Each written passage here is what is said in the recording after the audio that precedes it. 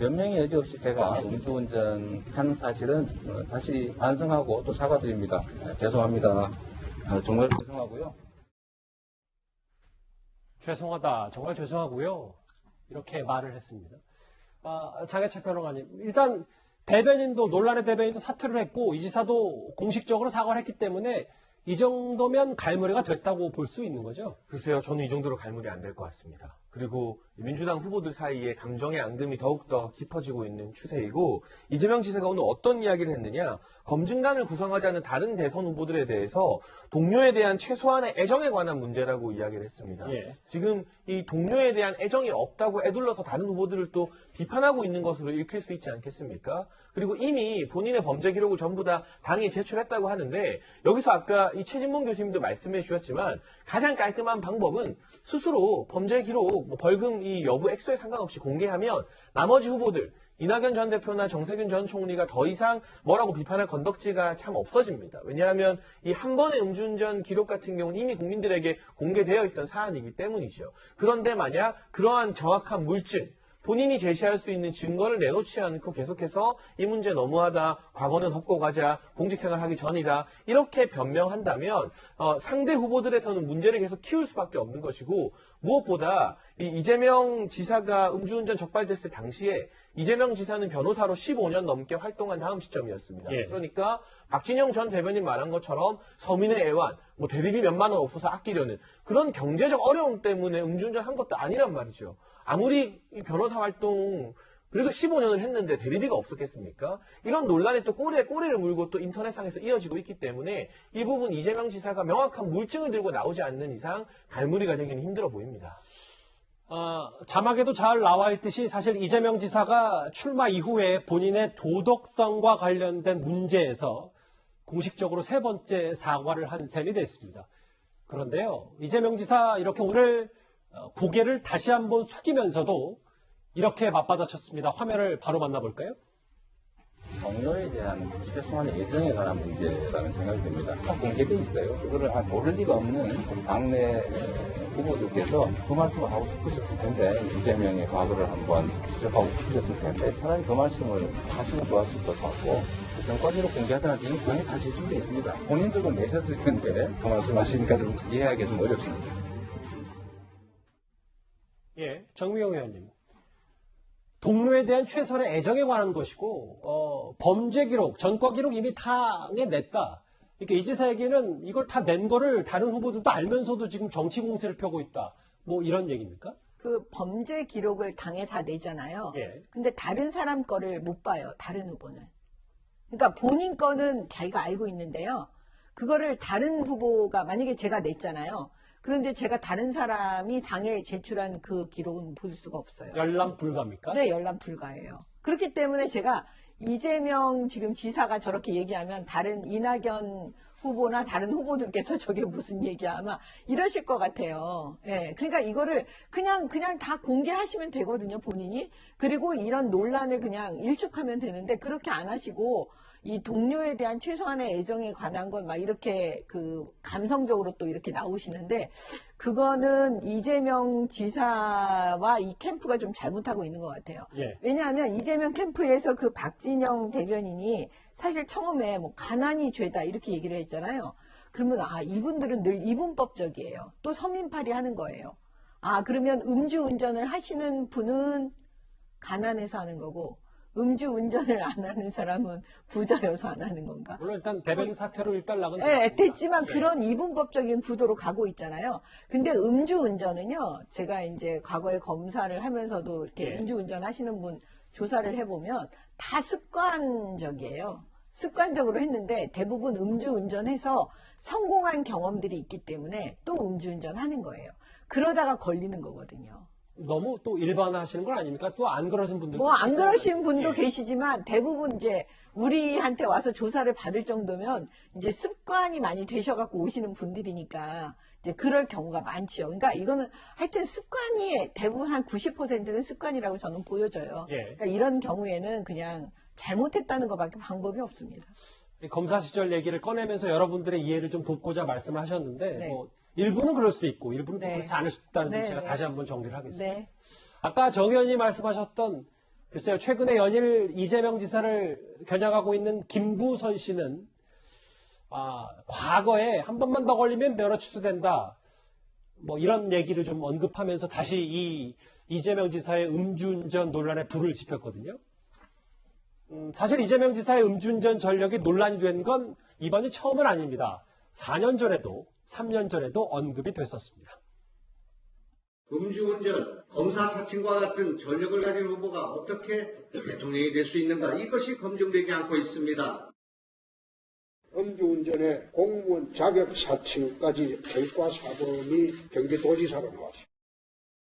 젊은 시절에 음주운전은 제 잘못이고 이 자리를 빌어서 사과드립니다. 충분히 제재도 받았고 뉘우칩니다. 과거 영상을 저희가 좀 봤거든요. 최진봉 교수님, 이제 앞으로 본경선 TV 토론이 계속 진행이 될 텐데, 뭐 최근에 백제 발언부터 혹은 뭐 여러 가지 이재명 지사를 겨냥한 여러 공격 포인트가 있었는데, 이제 음주운전으로 뭔가 다른 후보들이 반 이재명 협공을 하는 건 아닌지 모르겠습니다. 일부 아마 후보들이 그럴 가능성이 있죠. 근데 지금 아까도 말씀드렸습니다만 지금 여러 번 이 문제에서 본인이 사과를 했기 때문에 2004년도 음주운전에 대해서는 크게 영향을 미칠 가능성은 저는 낮다고 봐요. 다만 혹시나 지금 뭐 일부 후보들이 의혹을 제기하는 것처럼 또 다른 그런 음주운전 경력이 있다면 그건 상당히 후폭풍이 클 거라고 생각합니다. 그걸 찾아내서 예컨대 어느 후보든 문제를 제기한다고 하면 그게 문제가 커질 수 있지만 기존에 2004년에 있었던 음주운전 가지고 더 파급력이 커질 가능성은 저는 제한적이라고 생각을 해요. 다만 그럼에도 불구하고 경선 과정에서 후보들 입장에서는 이재명 후보가 가장 지금 현재까지는 앞서가고 있기 때문에 집중적으로 그런 문제를 거론하면서 문제화시키고 여론화시킬 가능성은 충분히 있다 이렇게 보여집니다. 알겠습니다. 저희가 여당 내부 얘기를 준비하는 과중에 이재명 지사 얘기가 하나 더 있었습니다. 이 지사가 경기도 단독으로 모든 사람에게 재난지원금을 주는 걸 검토하겠다. 이렇게 어제 얘기하면서 경선판이 꽤 시끄러운데요. 화면을 한번 먼저 보고 오겠습니다. 고가세금 지급자치를 하겠어요. 전 국민에게 지급해야 되는, 전 국민에게 지급해야 된다는 저희 신념이고, 중앙정부가 정한 거와 왜 다르게 하느냐라고 하는 것은 지방자치하지 말자라는 얘기하고 똑같다는 거죠. 국회의 결정에 따르려 하고 있는 다른 지자체와의 형평성은 어떻게 할 것인가, 이런 것도 고려하면서 결정했으면 좋겠습니다. 이재명 지사께서 국정 경험이 없으시잖아요. 국회와 정부와 청와대가 합의를 했는데 일방통행하겠다고 하면 그러면 국정이 어디로 가겠습니까? 지금 음주운전 논란뿐만 아니라 이 지사를 향한 경기도 단독의 100% 재난지원금도 논란이 식지 않고 있거든요. 장해찬 평론가님.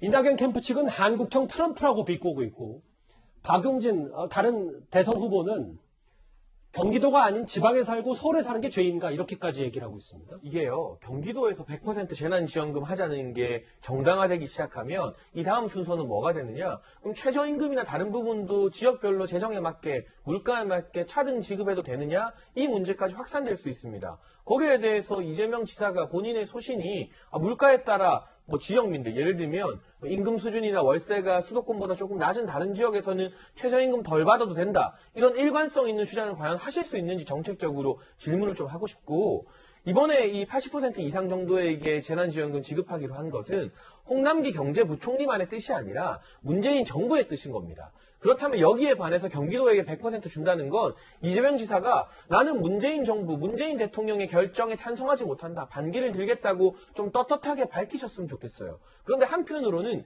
계속해서 문재인 대통령이나 친문 당원들에게 구애를 하면서 정작 문재인 정부의 기재부 장관이 땅땅 도장 찍은 이 정책, 김부겸 국무총리가 찬성한 이 정책에 대해서는 반기를 드는 건 너무 앞뒤가 다른 모습이 아닌가 싶고, 원희룡 제주지사, 이제 전 제주지사로 불러야겠죠. 왜 사퇴했습니까? 만약 이런 식으로 할 거면 원희룡 전 제주지사도 제주도지사 계속하면서 제주도민들에게 재난지원금 100% 주고 여러 가지 선심성, 포퓰리즘 정책 실컷 다 펼치다가 나와도 됩니다. 하지만 그게 지방자치제와 이 대선 출마의 어떤 이 모순되는 부분에 있어서 정의가 아니기 때문에, 공정하지 않기 때문에 지사직 사퇴한 거 아니겠습니까? 거기서 이 이재명 지사가 반면교사를 좀 삼아야 됐다. 반면교사가 아니라 좀 배울 것은 배워야겠다는 생각이 들고, 한마디만 더 덧붙이자면 이 김어준 씨가 본인의 방송에서 원희룡 지사의 지사직 사퇴 당연한 일이라는 논평을 했거든요. 예. 이재명 지사가 이렇게 당연하지 않게 계속 지사직 수행하면서 도 예산으로 어떻게 보면 자기 정치, 자기 정책을 관철시키는 것에 대해서는 그럼 김어준 씨는 뭐라고 생각할지 새삼 또 궁금한 마음도 듭니다. 이현정 의원님. 네. 근데 지금 요즘 여당 대선 레이스가요. 이재명 지사 빼고는 다 이 경기도 단독의 재난지원금 반대하고 있는데, 송영길 대표가 오늘 또 이런 거는 지방정부에서 판단할 문제다. 뭐 보기에 따라서는 원론적인 입장을 밝힌 걸 수도 있겠지만 이게 또 파장이 좀 있다면서요? 그럼 뭐하러 그렇게 어렵게 줄당기 하면서 국회에서 결정을 했어요? 그렇게 오랫동안 뭐하러 이렇게 고민을 했습니까? 아직도 지금 88% 주는데 이게 기준을 어떻게 할지 아직 못 정했거든요. 근데 왜 이렇게 고생을 하죠? 지방정부한테 맡기면 되지 않습니까? 정부에서 알아서 하라 그러면 되잖아요. 뭐하러 지금 청와대, 정부, 여야 다 국회에서 합의를 했죠? 저는 송영길 대표가 정말 무책임한 이야기를 하신다는 생각이 들어요. 본인이 원래 재난지원금 다 주자고 그랬다가 결국 정부가 합의해서 88% 했지 않습니까? 그렇다면 여당 대표지 않습니까? 여당 대표면 정부가 결정한 사안 또 국회가 함께 합의한 사항은 지켜야죠. 예. 그렇다면 지방정부가 저렇게 따로 하면 그럼 다른 것도 그럼 따로 하면 됩니까 지금? 그러면 예를 들어서 제가 어제도 말씀드렸지만 그럼 이재명 지사나 송영길 대표는 나중에 이제 만약에 집권하시면 재집권하면 그럼 나중에 경기도지사 야당 경기도지사가 다른 결정을 하면 가만 놔둘 겁니까? 저는 그걸 묻고 싶은 거예요. 그러니까 본인들 하는 거는 괜찮고 다른 사람 하는 거는 잘못됐고 포퓰리즘이고 이렇게 이야기를 하면 또 더군다나 지금 보니까 경기도 내에 있는 시들이 이 시마다 또 의견이 다 다른 것 같더라고요. 뭐 남양주나 뭐 이런 데 하고 뭐 이제 일산하고 이런 데 다 고향하고는 다른데 시장들이. 그렇다면 각 시장에 따라서 다 다르게 주면 그럼 이건 또 어떻게 하자는 겁니까? 그럼 또 그 사람들에 대해서 그러면 경기도지사는 가만히 있을 겁니까? 왜 내 이야기 안 따르냐고 징계를 할 겁니까? 참 이게 뒤죽박죽이 돼버린 거예요. 자꾸 이렇게 늦어지고 하니까 저는 그래서 이 문제는 이미 결론 난 사안입니다. 정부가 여야 합의해서 결론 난 사항을 또 이렇게 문제 삼아버리면 이게 과연 정부 여당이라고 할 수가 있나요? 저는 그래서 이거는 정말 딴 문제가 아니라 정부 여당의 저는 이건 정말 자존심 문제고 리더십의 문제입니다. 이걸 다시 지금 재점화하겠다? 그럼 뭐 다른 시도지사들은 안 주고 싶어서 안 줍니까?